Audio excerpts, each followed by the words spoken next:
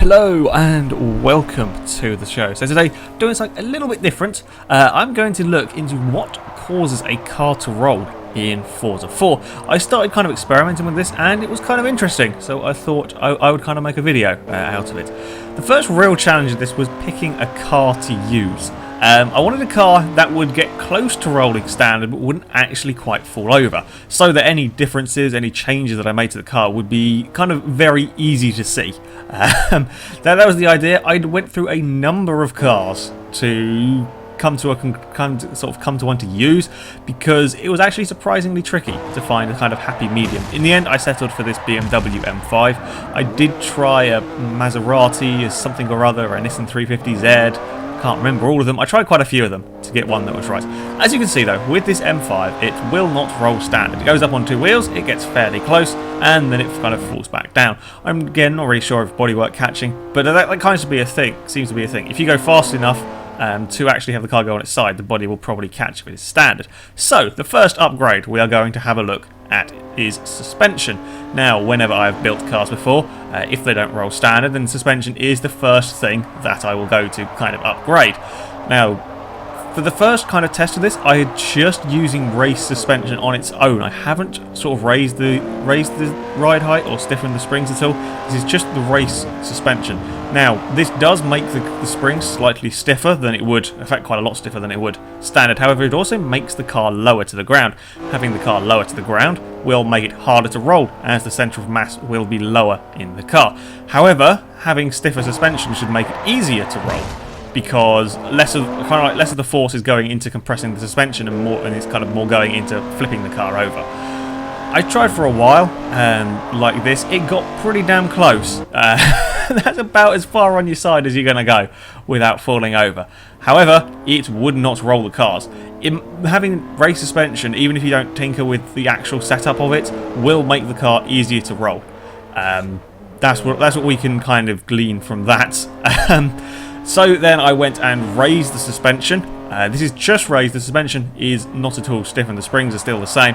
I also did this the other way around, so I had the springs stiffened and left the ride height the same. They both come to the same result, basically, and as you would imagine, it's going to be fairly straightforward to roll this car. However, just because you have raised ride height and everything doesn't mean it's a guaranteed roll. You still have to hit the curbs at the right kind of angle and in the right way to get the car to fall over. You can hit the curbs with race tyres, race suspension and everything and not roll, and then you can do it again and it will roll the next time. It's not a guaranteed thing, but yeah, it's fairly straightforward to roll it when it has raised suspension, which isn't a surprise. You know, when you raise the suspension, you're raising the centre of mass. That's what makes the cars more easy to roll. That's why the likes of the Dodge Ram and the Land Rover that don't have a lot of grip but roll over very, very easily is because they have a very high centre of mass. So we move on next to tyres. And following last week's one, where when you put race tyres on, cars fell over, I thought I would investigate this one. So this time the car is completely standard. The only thing that is different is it now has race tyres. Now this seems to have worked in the past by giving the car more grip. That seems to make it roll over. Also with the cambers, if you put a lot of negative camber on, it makes the car roll over easier. So yeah, there kind of seems to be a theme going on here that grip is all important. It may have got screwed over by the wall a little bit there, but it still ended up to roll onto its roof. Yeah, grip is vitally important when you're trying to roll a car. The flip side of that is if you're building a race car, you want an awful lot of grip. That's why you have a problem when you build very small, very lightweight race cars. They have a habit of falling over. Which is, yeah, it kind of goes away to explaining it with these racing tyres making this car fall over so easier. I then went to have a look, see if I could roll it with a lower kind of grade of tyre. This is now running a sport tyre with full tyre widths on.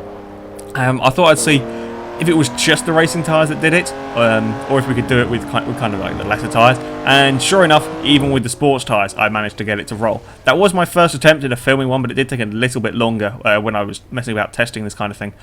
So yeah, the levels of grip are hugely, hugely significant when it comes to rolling a car. The more grip the car has, the more likely it is to roll. It doesn't just have to have race tyres to roll, it can roll using other tyres. And again, that is with the suspension and everything all completely standard. So, thinking of grip, I then went to have a look at downforce. Now, admittedly, this is a four-door saloon car, and even with the Forza wings and everything, it still doesn't have huge levels of downforce. But for the purpose of this investigation, it's gonna have to do.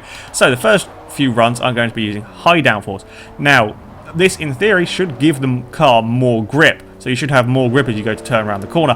However, downforce kind of forces the air around the car and it pushes the car into the ground, and that to me sounds like it should make it trickier to roll. If the car is being pushed into the ground, that should make it a lot harder to roll. First attempt, I didn't really hit the curb particularly well. Like I said, with all of these things, just because a car should roll doesn't necessarily mean you will roll it every time. You still got to hit the right point in the curb.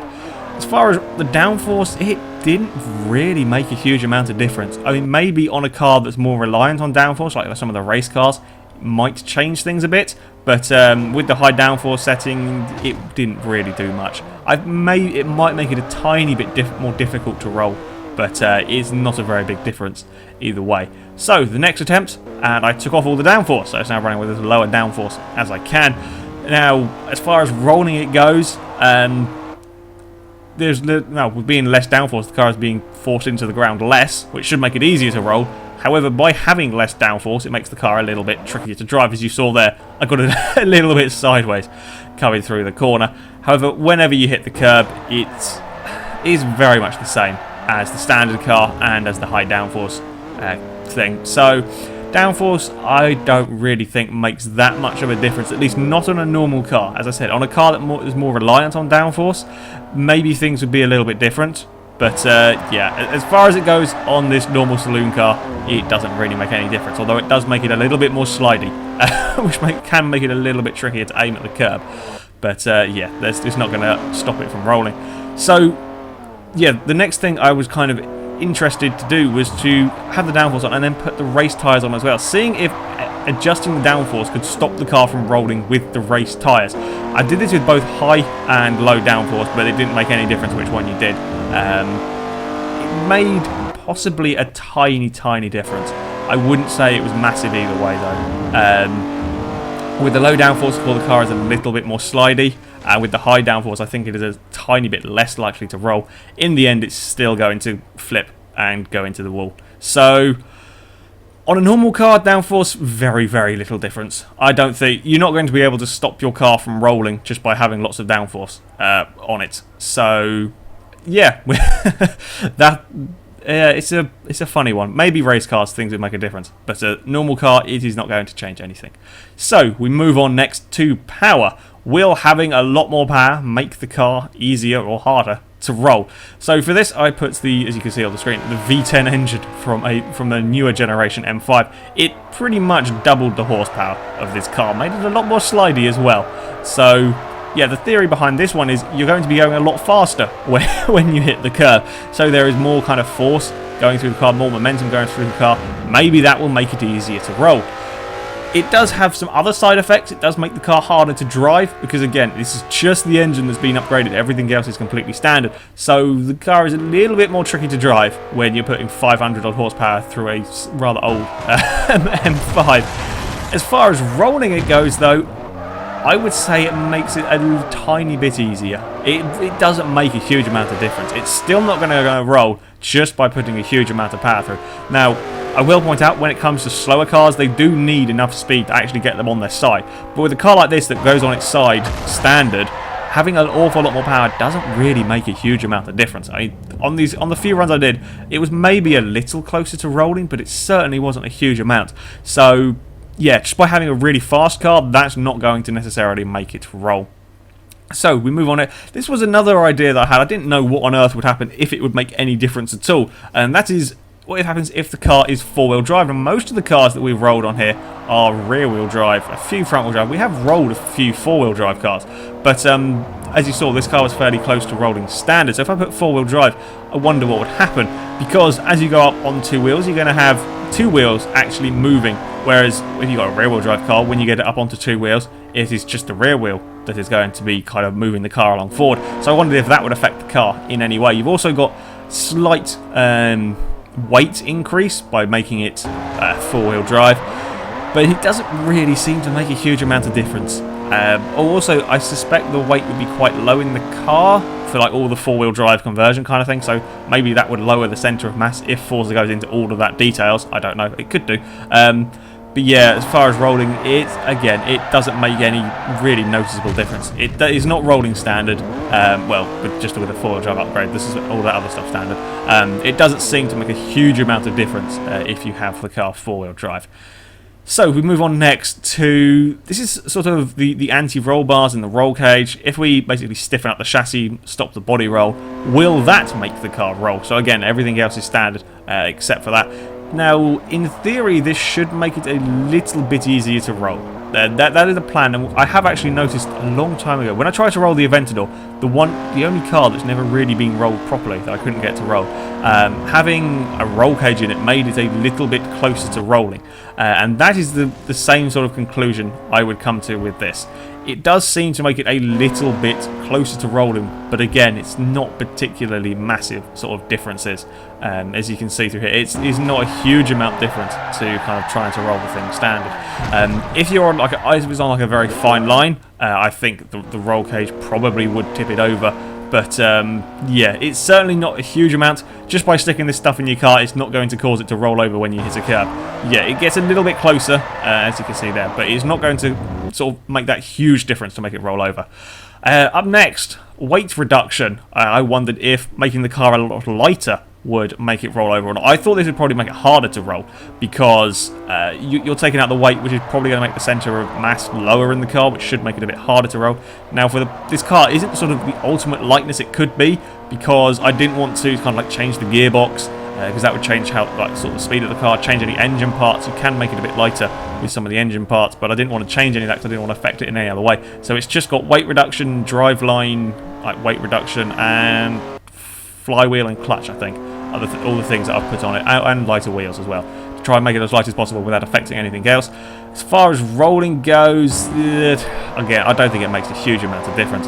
The one slight thing that this might skew a little bit is by having the car lighter, you actually make it a bit faster accelerating. So you are hitting the curves at slightly higher speeds than you would have been in the normal car. As far as rolling though, it doesn't seem to change it particularly. It certainly doesn't make it easier, but it definitely doesn't roll it over.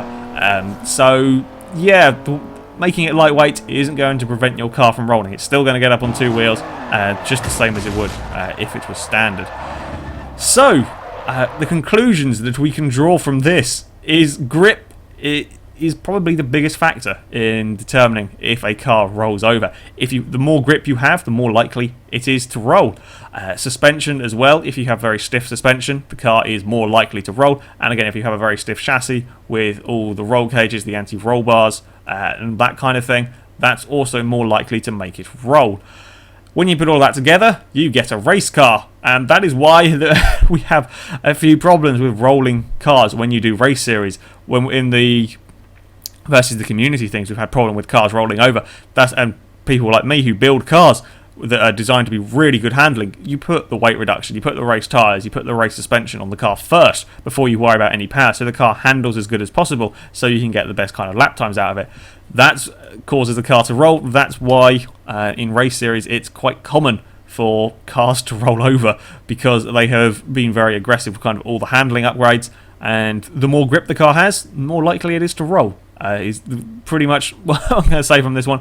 Power and that sort of thing doesn't really make a huge amount of difference, although you are going to need a certain amount of power to actually get the car up onto its side.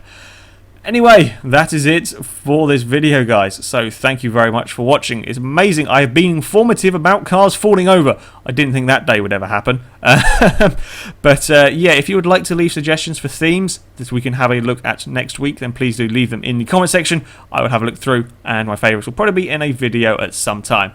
However, until next time, goodbye.